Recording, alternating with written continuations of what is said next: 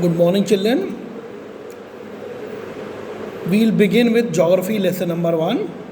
The name of the lesson is Globes and Maps. And children, I will be teaching you geography. So first of all, we should understand what exactly Earth is. So as you all know that Earth is known as a living planet because it supports life. And that is the reason it makes it unique from all other planets.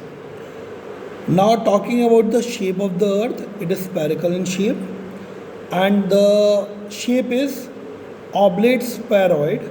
That means it is bending outwards at the equator and it is flat at the poles.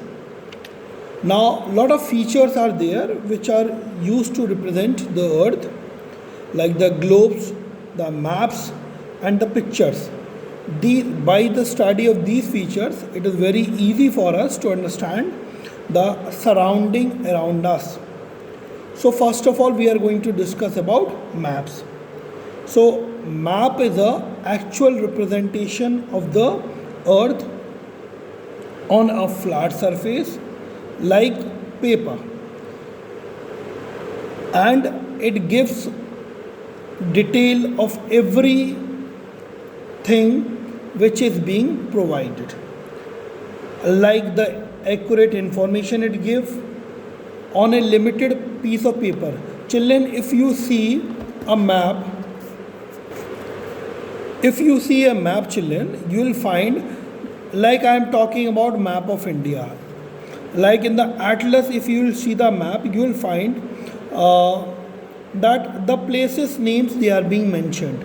For example, if we'll talk about Jhansi or Delhi, you'll find that the places of the names of the places are mentioned, rivers are also mentioned, and everything you'll find it on a map. Most of the things like the oceans and all these you'll find it on the maps. So the map, it generally shows the entire planet. If we'll talk about the maps of different countries, all the continents it can show, the ocean it can show, the countries and the states it can show, that is world map, it can show all the countries and the states along with their physical features. And the atlas is a book which is a collection of maps in which maps of various countries are given along with their physical features. And soil also, about the national vegetation maps also they are being given. And they are used in many ways, like they contain the source of information about different places. Then city and town planners, those who develop towns and all, they use them for their own purposes. The roads and towns are being planned out by using maps, and it is very much important for sailors also, those who sail from one place to another by the help of the ship. Pilot also, for miners also, those who dig underground mining, for engineers also, for researchers also. For them they are very important because it gives the information, detailed information. Now next heading is element of map. So if we want to understand map, first of all we should know what are the elements present in the map.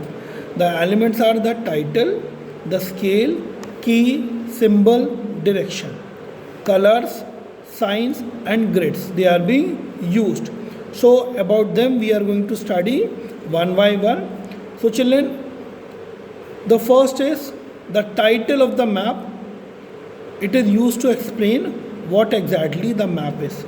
If we will talk about the map of North America, so we will know about the states, North America and all, about the types of soils also, and about the climatic features. We will talk about the climatic maps, it will tell us about the climatic features. Similarly for India also, we will talk about the national vegetation map, it will tell us about the natural vegetation.